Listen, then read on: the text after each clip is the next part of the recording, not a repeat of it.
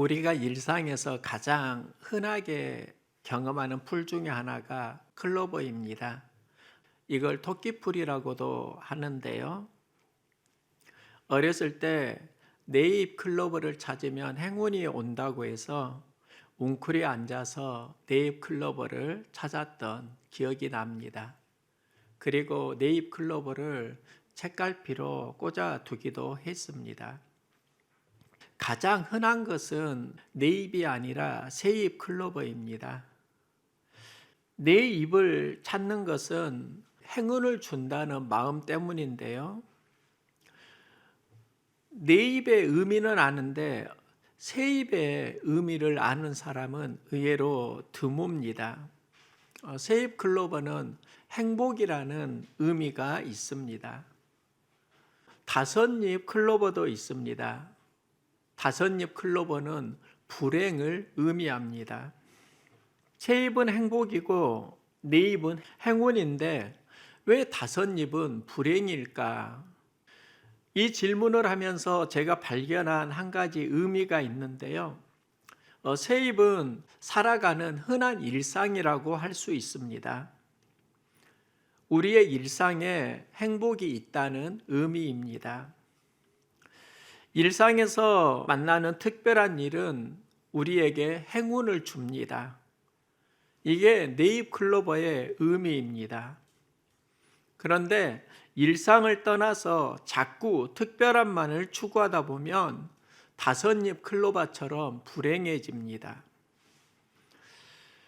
클로버의 꽃말을 보면서 일상의 행복은 특별함에서 때로는 행운을 주지만 일상을 떠난 특별함이 반복되면 그건 불행해질 수 있다. 이런 생각을 해봅니다. 인생에서 중요한 건 특별함이 아니라 소소한 일상일 수 있고 그 소소한 일상 속에서 무엇을 생각하고 경험하느냐일 수 있습니다. 아침에 교회에서 설교 준비를 하면 아침마다 만나는 분이 계십니다.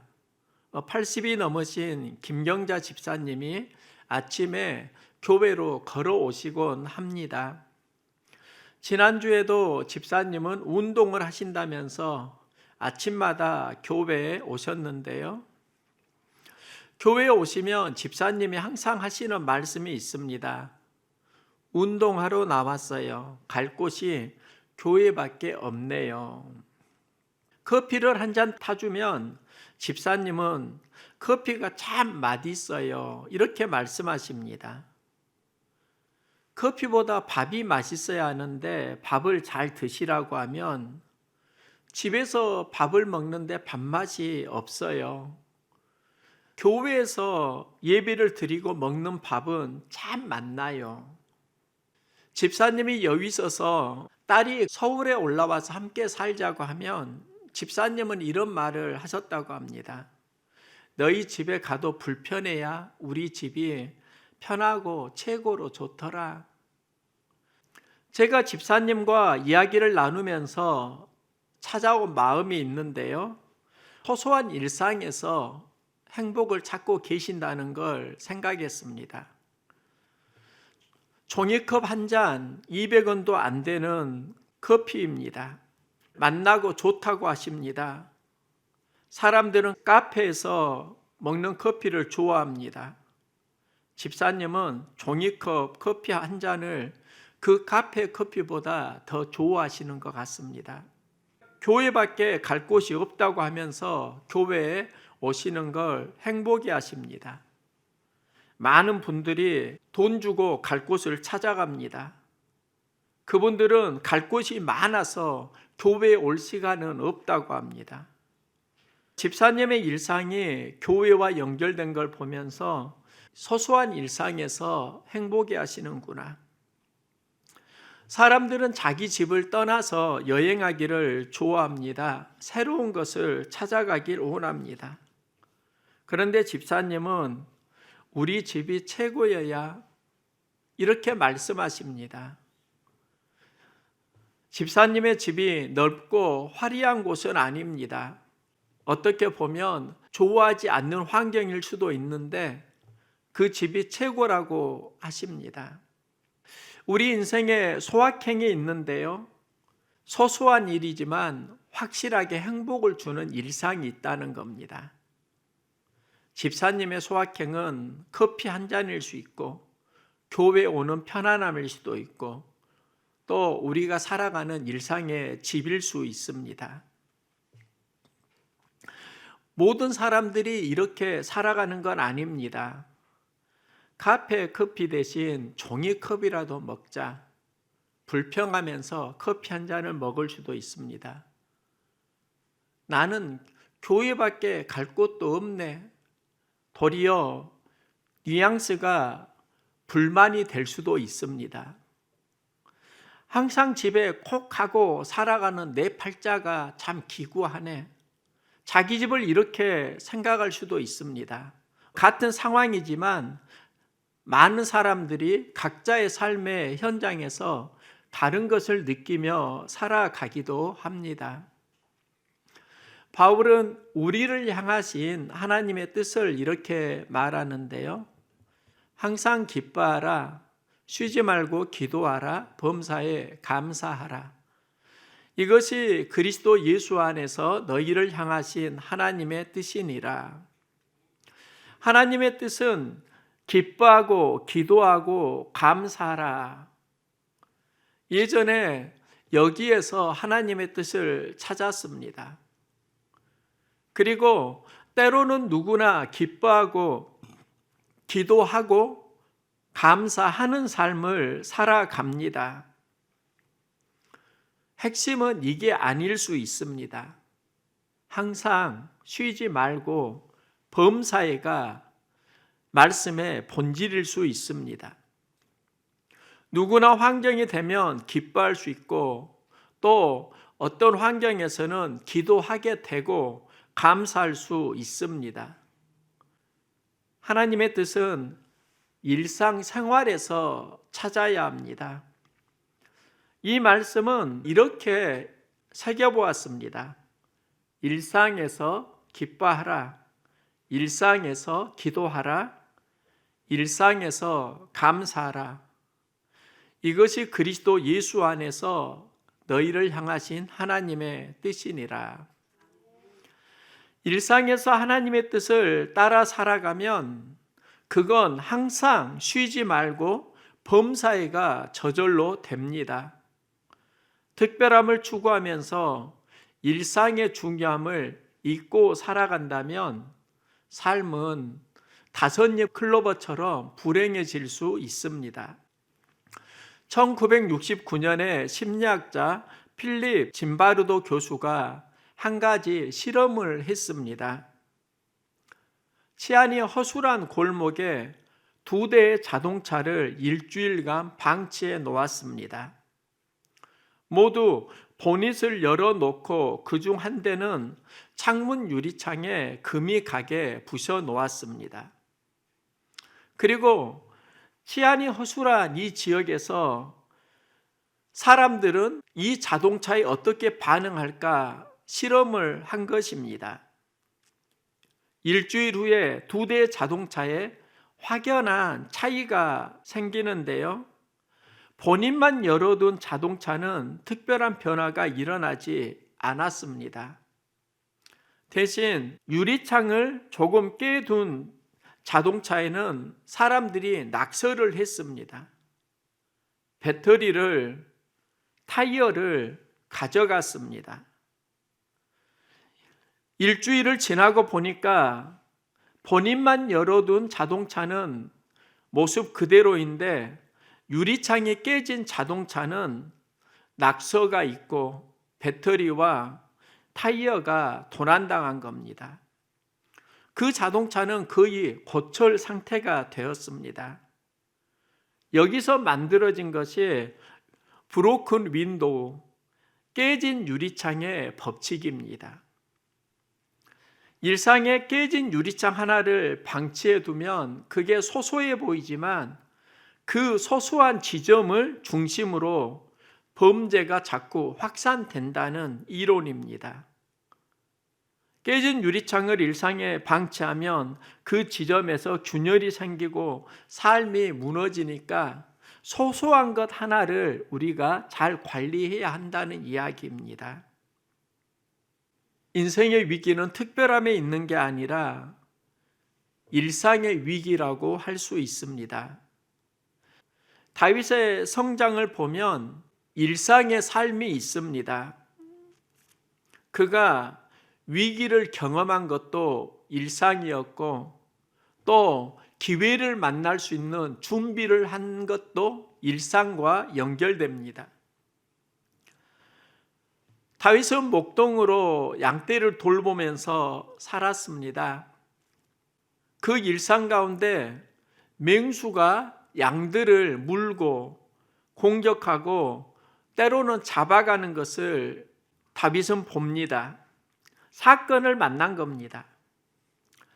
다윗은 처음에는 그 맹수를 두려워하면서 어떻게 하면 양들을 지킬 수 있을까? 이런 고민을 하고 이런 고민에서 만들어진 게 바로 다윗의 돌팔매질입니다. 그는 양을 지키기 위해서 돌팔매질을 배우고 또 자신에게 주어진 일에 최선을 다했고 그런 일상을 살다가 나중에 골리앗을 만납니다. 다윗이 골리앗을 무찌른 힘은 전쟁의 그 순간에 일어난 게 아니라 일상에서 양을 지키기 위해 최선을 다했던 삶에서 돌팔매질을 배웠기 때문입니다.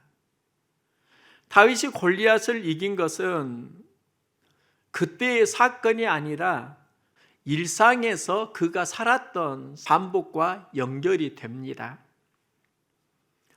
다윗은 목동으로 살면서 수많은 시편을 지었습니다. 시편 23편은 가장 많이 사랑받는 시 중에 하나인데요. 여호와는 나의 목자시니 내게 부족함이 없으리로다. 그가 나를 푸른 초장에 누이시며 쉴 만한 물가로 인도하시는도다. 이 시편 23편도 다윗이 목동으로 일상을 지내면서 지은 시입니다. 다윗은 일상에서 주어진 일에 최선을 다하면서 준비해 간 사람입니다. 그러면 다윗은 일상을 항상 건강하게 산 사람인가? 다윗은 왕이 되고 수많은 전쟁에서 이기는 경험을 합니다. 그런데 다윗의 위기는 전쟁이 아니라 일상에서 일어납니다. 사마 11장을 보면 밧세바 사건의 시작을 이렇게 기록합니다. 저녁 때에 다윗이 침상에서 일어나 왕궁 지붕 위에서 거닐다가 다윗이 목욕하는 것을 보는데 심히 아름다워 보이고 그녀를 자기에게 데려와서 더불어 동침하며 여인이 다윗에게 고하되 내가 잉태하였나이다 하니라. 이 본문을 보면 다윗이 저녁 때 침상에서 일어납니다. 잠을 자면 보통 아침에 일어나야 되는데 그가 저녁에 일어났다는 것은 일상에서 낮잠을 잤다는 겁니다. 자고 일어나서 지붕을 거닐다가 창문 너머로 목욕하는 여인을 봅니다. 자고 일어나니까 여인을 침상으로 불러들여서 동침하고 그러다가 임신을 한 것입니다. 그녀가 임신을 하고 다윗은 자신의 죄를 감추기 위해서 그의 남편을 전쟁에서 죽게 합니다. 그는 남편을 죽이고 밧세바를 아내로 맞이하고 그렇게 살아가다가 그가 지은 시편이 53편입니다. 하나님이여 내 속에 정한 마음을 새롭게 하소서. 주의 구원의 즐거움을 내게 회복시켜 주소서. 과거에는 구원의 기쁨이 있었는데 지금은 사라졌습니다. 다윗은 일상에서 위기를 경험하고 회복을 강구합니다. 다윗이 일상에서 위기를 경험하는 그 이유가 있습니다. 사마 11장 1절을 보면 다윗이 머물러야 하는 자리를 떠났다는 단서를 찾을 수 있습니다. 해가 돌아와서 왕들의 출전할 때가 되매 다윗이 요압과 그 신복과 그 이스라엘 군대를 보내니 다윗은 예루살렘에 있으니라. 다윗은 수많은 전쟁에 나가서 많은 공을 세웠습니다. 그리고 다윗이 궁전에 머물러서 지붕을 거닌 그때는 왕이 전쟁에 출정할 때였습니다. 왕은 요압과 그의 신복들을 전쟁에 출전시키고 자신은 전쟁에 가지 않고 궁전에 머물렀습니다. 낮에는 잠을 자고 저녁에는 지붕을 거닐었습니다. 몸의 자리만 떠난 게 아니라 마음의 자리도 느슨해진 걸 알 수 있습니다. 다윗이 있어야 할 자리는 편한 궁전이 아니라 전쟁터인데 있어야 할 자리를 떠나면서 그의 일상은 위기를 경험합니다. 일상에서 지켜야 하는 자리가 있습니다. 하나님이 인류에게 복을 주시고 에덴 동산은 아담과 하와에게 주신 복입니다. 하나님은 에덴 동산에 있는 선악을 알게 하는 나무는 먹지 말라 금하셨습니다. 어느 날 사단이 하와에게 그 열매를 따 먹으라고 유혹합니다. 그 유혹을 보면 너희가 그것을 먹는 날에는 너희 눈이 밝아져 하나님과 같이 되어 선악을 알 줄 하나님이 아심이니라. 하나님이 금하신 열매를 따 먹으면 너희가 하나님과 같이 된다. 하나님은 주인이고 아담과 하와는 그의 피조물입니다. 내가 하나님과 같이 된다는 것은 내가 주인의 자리로 올라가라는 교만의 유혹입니다. 하와는 하나님 금하신 열매를 따먹고 그 죄의 영향력은 남편 아담에게도 전가되고 그들은 에덴에서 쫓겨납니다. 아담과 하와가 왜 하나님의 복 에덴 동산에서 쫓겨났는가? 있어야 할 자리를 떠났기 때문입니다. 마음이 죄를 짓고 하나님과 멀어집니다. 사역을 하면서 경험하는 것은 일상의 은혜이고 일상의 위기입니다. 사역을 하면서 참 많은 은혜를 누렸습니다. 때로는 어려운 마음을 경험하기도 했습니다. 제가 어려운 마음을 경험했던 건 크게 2번 느끼는 것 같습니다. 교회를 개척하고 계속 버팀의 은혜를 누렸다고 생각했는데 신실하게 섬겨온 2 가정이 떠나는 경험을 했습니다. 그리고 2017년 신년을 맞이할 때 그때는 저에게 상당히 버거운 시간이었습니다. 한 명의 소중함을 절실히 느꼈던 때도 드문 것 같습니다. 목회를 하면서 마음을 나눌 수 있는 그런 분이 때로는 참 그립다는 생각을 합니다. 목회를 하면서 이야기가 통하는 형님 같은 분이 계셨습니다. 경기도로 이사를 가고 그 경기도에서 1달 정도 광주로 내려와 예배를 드렸습니다. 그런데 계속 그렇게 내려올 상황은 쉽지 않아서 가까운 교회에 등록하셨고 지금 신실하게 신앙생활을 잘 하시는 분입니다. 그리고 그 당시에 또 한 집사님도, 신실한 집사님도 떠나셨고 개인 사정으로 출석하지 않았을 때 수가 많지는 않지만 선두에서 두 분이 빠지니까 교회가 굉장히 위축되는 것을 느꼈습니다. 내가 목회를 계속할 수 있을까 고민했던 시간이었습니다. 그것도 하나님이 사람을 보내주셨고 그 과정을 회복하게 하셨습니다. 그리고 또 한 번 마음에 위기를 느끼는 게 실은 2024년 신년입니다. 올해도 교회에서 열심히 섬겨온 두 가정이 교회를 떠나는 경험을 했습니다. 일주일 금식도 했고 상황도 극복해 보려고 나름 노력은 했는데 환경이 바뀐 것은 아니었습니다. 금식을 하고 많은 은혜를 받았는데 또다시 현실의 문제로 지쳐 있다는 것을 경험했습니다. 이런 상황에 20년 이상 타오던 차량도 이제는 폐차를 시켜야 하는 상황이 되었습니다. 교회는 위축되고 여러 정황에서 또다시 심적 압박이 느껴졌습니다. 그래도 다행히 17년보다는 건강한 상황입니다. 그때는 아무것도 할 수 없는 상황이었는데 지금은 교회 제자 훈련을 하고 있고요. 또 새롭게 찬양단도 만들어졌습니다. 10여 년 동안 방치되어 온 3층 공간을 인테리어를 시작했다는 건, 그리고 이제 마무리가 되었다는 건 큰 은혜입니다.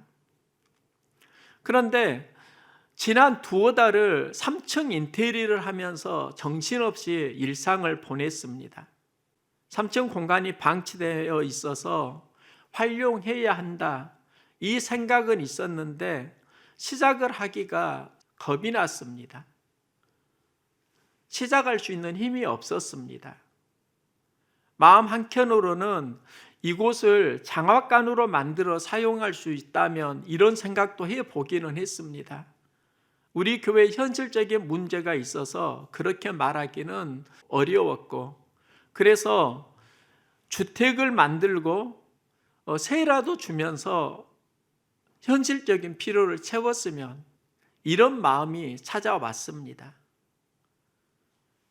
이때 한 목사님이 교회 사정을 들으시고 내가 목수 기술이 있는데 도와주겠다고 일을 서둘러 주셨습니다.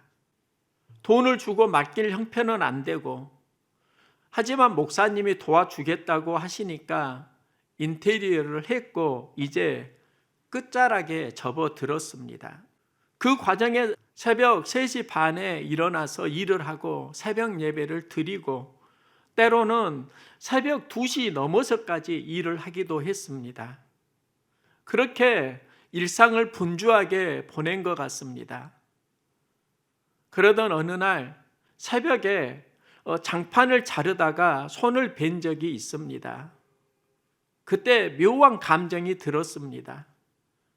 몸은 피곤하고 내 마음에 어떤 탈진이 찾아왔습니다. 손이 아픈 건 아닌데 마음이 왜 그렇게 서글픈지 몰랐습니다. 그때 내 안에 들려온 주님의 마음이 있습니다.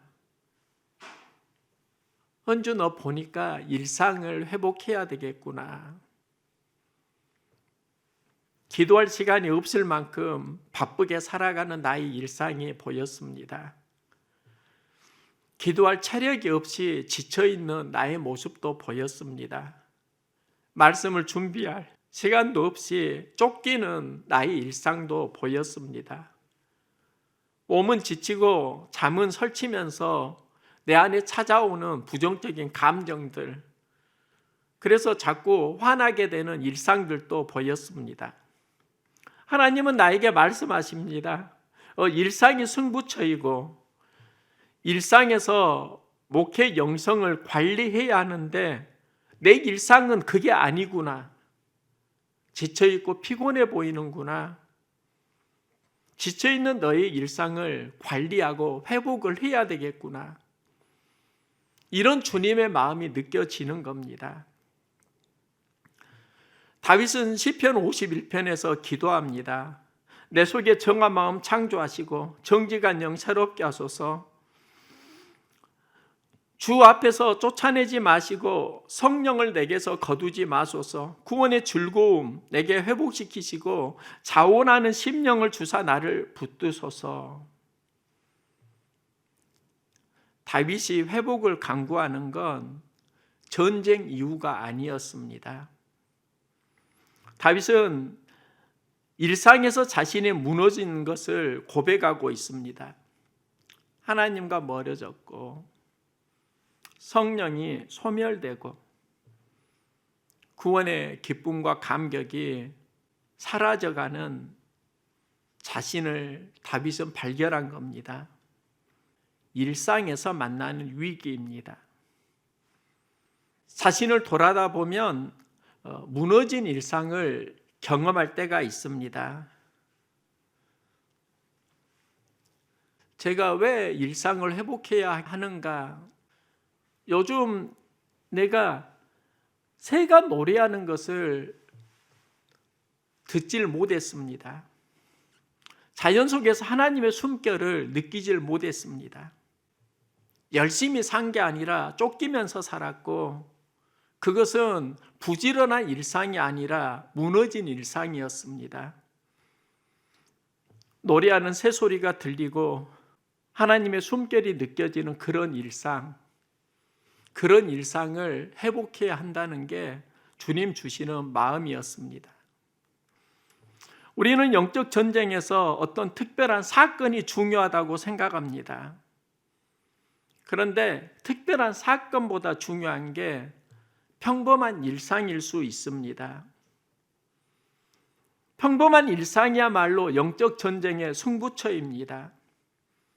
일상에서 기뻐해야 하고 일상에서 감사해야 하고 일상에서 기도하는 삶을 살아가는 것, 이게 항상 기뻐하고 쉬지 말고 기도하고 범사에 감사라는 하나님의 마음입니다.